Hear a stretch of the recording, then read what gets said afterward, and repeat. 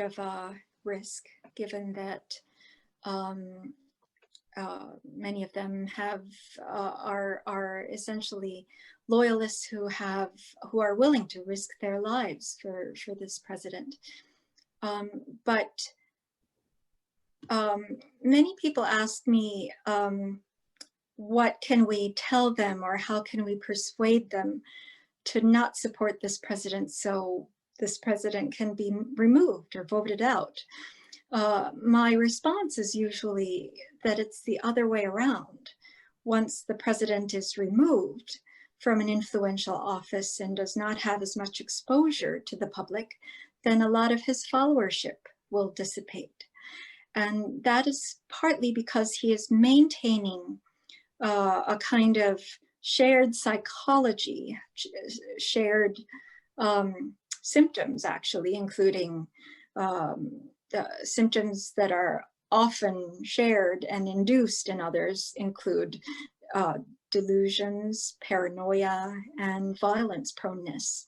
And so when the exposure is gone, these symptoms we can expect to rapidly dissipate. In fact, we've observed that happening a couple times, especially at the start of the pandemic, when he was no longer able to hold rallies. There was a period when his poll numbers dropped pretty notably, and that was because of the lack of exposure. Bandy, if I can follow up on that, Andrea,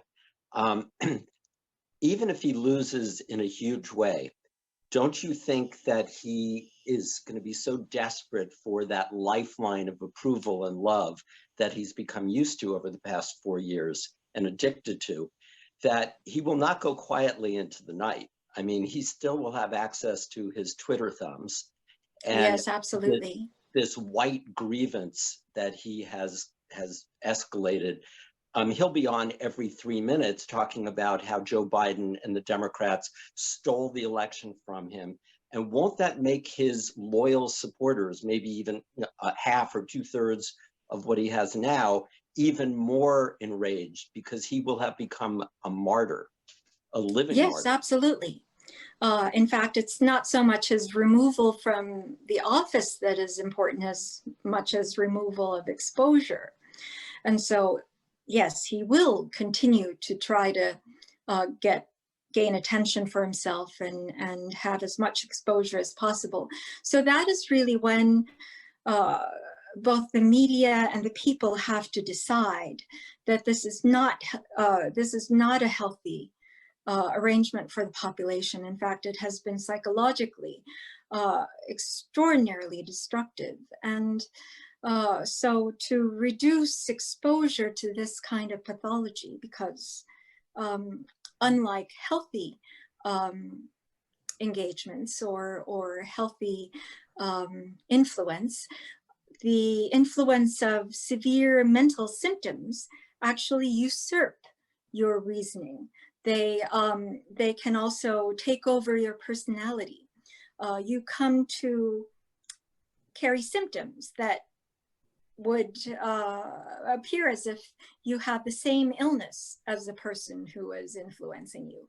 And so that's why it's very important to reduce exposure. Of course, that's not the end of the story. You also have to reduce propaganda and cultic programming that that facilitate disordered thinking, conspiracy theories. These actually resonate with feelings of paranoia or delusions of persecution. And so they augment frank mental disorder in addition to giving false information. Yeah. And then finally, the conditions of society need to change, the conditions that gave rise to the current predicament.